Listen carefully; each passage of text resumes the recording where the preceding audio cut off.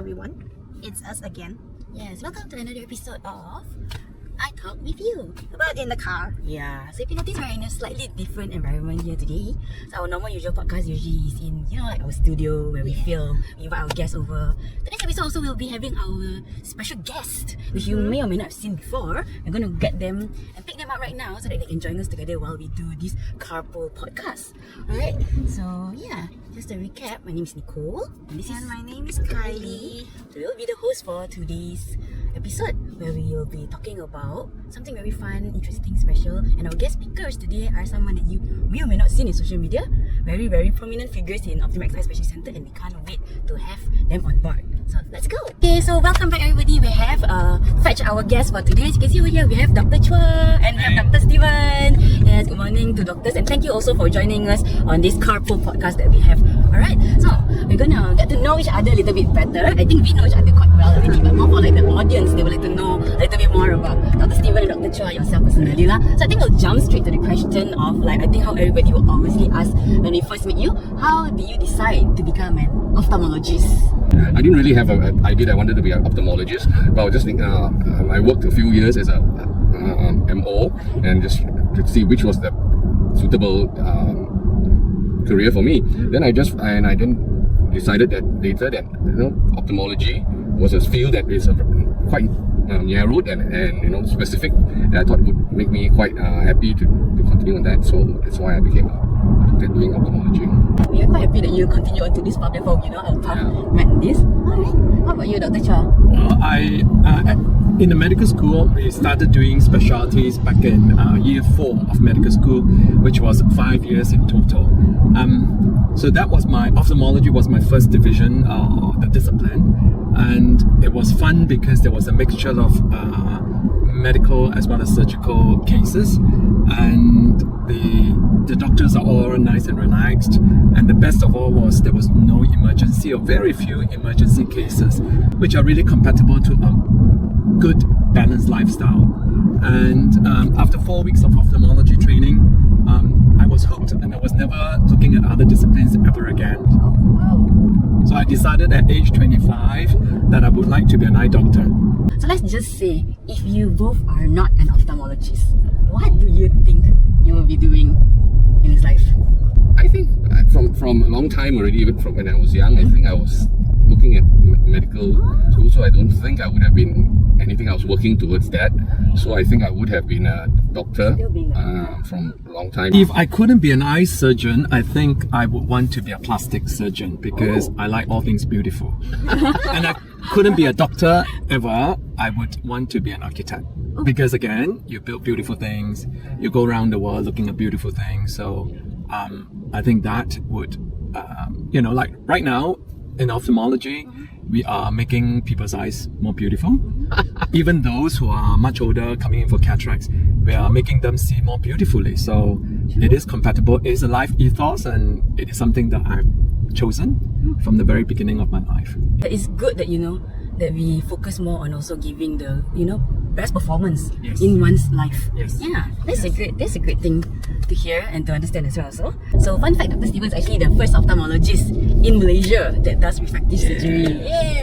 To put on in Malaysia, and he's still here with us as well. So Dr. Steven, maybe jog you back to your memories. Like, how did you decide to go for this laser refractive surgery? We started in the 90s, okay, and when I was just graduated as an ophthalmologist, lasers became more available, and so we started that some ophthalmologists in Kuala Lumpur, Malaysia wanted to bring in this new technology, and then I was recruited by them to actually start this. And actually at that time we didn't really know anything about how this treatment could work and everything, so I was sent for training with overseas in UK. At that time Optimax UK was already established, and I went there and we did training there and learned how to do refractive surgery. And I came back and I helped them start this Optimax at that time, the procedure here. That was in 1996, 95, 96, yeah, right? That was like, Kylie here wasn't even born at the time. I am not born. Kylie was born. Yeah, I was still a baby. Are you even born, Nicole? Yeah, I was like 1 year old at the time. I think Optimax was in a little shop Yes, shop lot, yes, right? yes, In Taman Tun. yes, correct. Taman Tun, Started in yes. Taman Tun. Yeah, in a shop In lot a in shop Taman lot. Tun. Yeah, that was That was the early days, Started in right? a shop lot. Yes, correct. It was a one-man. I mean, I was the only doctor, and it was There for was the one longest nurse, time. Yes, and then yeah. one, And we were a very general small doctor. number of staff, Yes, and very small yeah. number of staff, yes. I've seen some of quite a lot of Stephen's first generation patients back in the 90s, Yes. and they've come back after so many years, now much older with cataract problems, and they always say that was the best thing they ever did. For like 30 years, they were seeing well without glasses and all that. So it was quite amazing story. It is an amazing story. Fun fact, I myself also did smile with Dr. Stephen in 2018. I myself did smile with Dr. Chuah last year. So yeah, And I hope obviously both of you are seeing well enough to drive, right? we are driving you perfectly well right now.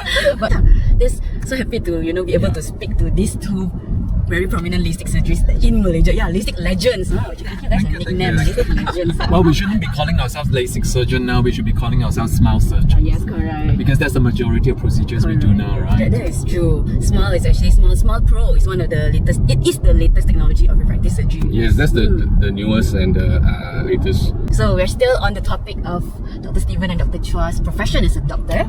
So far, what's the most rewarding part of being a doctor? Do you have any stories to share?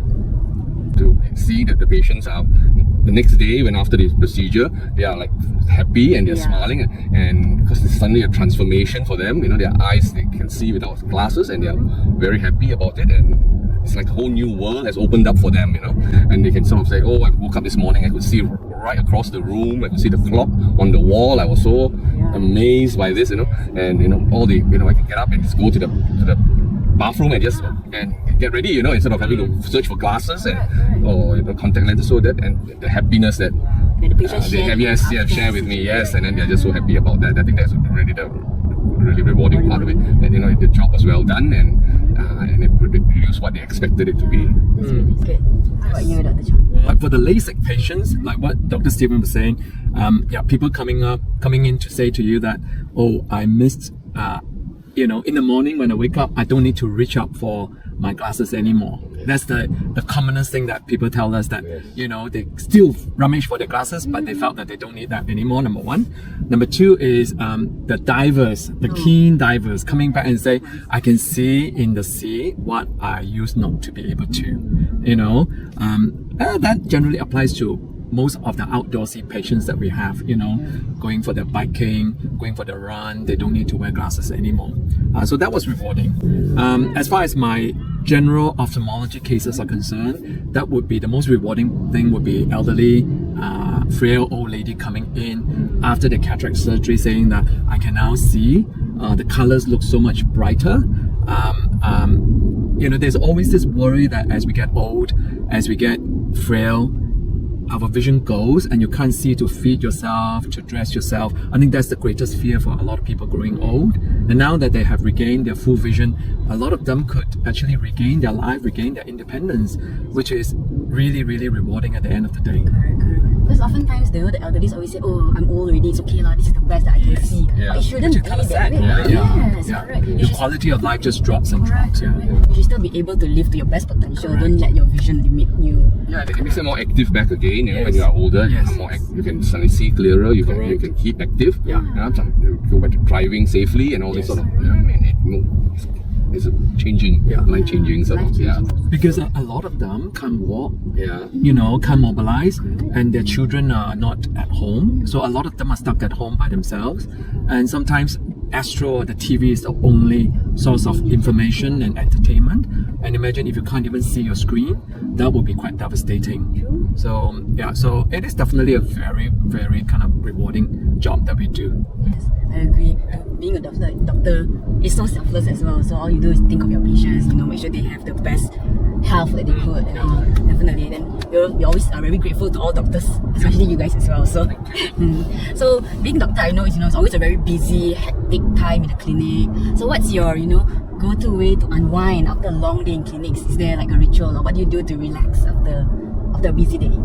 Well, if I have enough time, if the sun is still out, I would be going for a walk. Or if I don't, I can just go to my balcony in the condo and just look at my green. Well, I've developed this little hobby of gardening as I get older. Apart from that, after 4, 5, 6 weeks of intense work, I like to go away for holidays. So that would be the ways of relaxing. And obviously a good meal wouldn't do any harm, I suppose. How about you? Try new restaurants, new food, meeting friends, and just having a good time. Yes, yes, yeah. It's like both doctors here are foodies as well. I heard doctor. Yeah, there must be some work-life work-life balance. Yes, I think so. Yes. And I think sometimes we forget that and we just continue to work and it's not so good. We should sort of take some time to relax and regenerate. You both are foodies. Have you go and explore makan places together?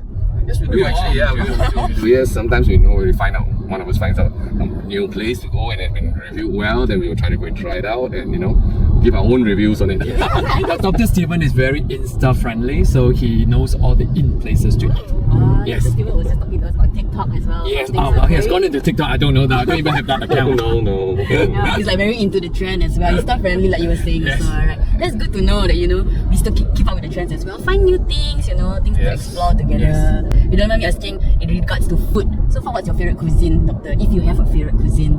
I'm okay. I can take a lot of different types of food, and I don't mind. I can do Western, Japanese.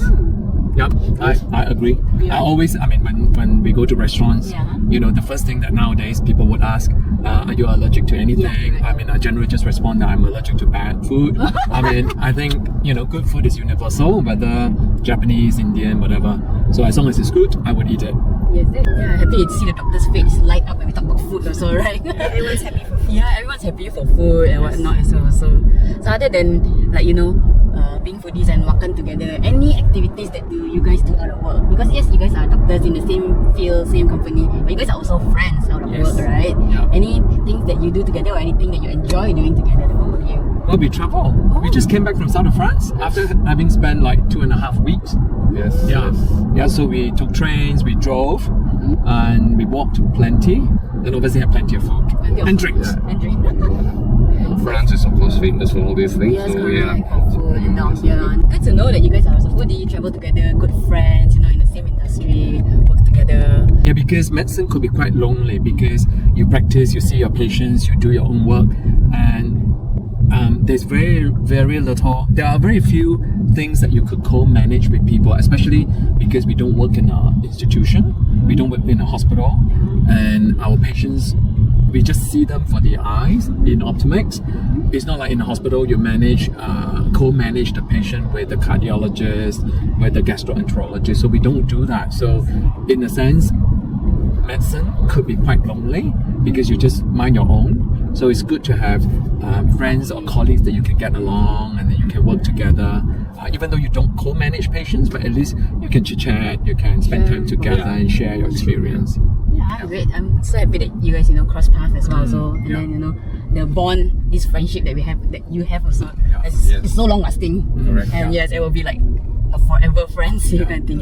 Yeah, that's good. So I think we are almost towards the end of our session as well. So that we have get to know Dr. Stephen and Dr. Chuah a little bit more than what we see them in the clinic as our doctors, right?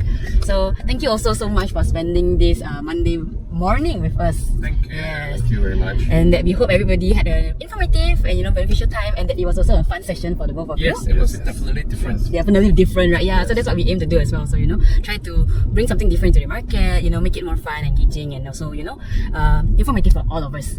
Yes. So yeah, I think that's all the time we have today. So later we will wrap it up by a photo taking. So actually inside this car here, there's an inbuilt camera, special function that we can take photo all together inside the car over here. Okay. So we can come closer. The camera is there. Yeah, the camera is here. And it's a sort of a circular Camera, so it's like See, it's he your- knows all that. Yeah. Because it's right When just we now. look at this, Yeah, we look up here. Okay.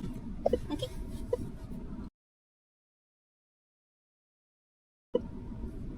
oops, hold on. Okay, we can do a few more time. We can do a few takes. Yeah. Okay, do a few more.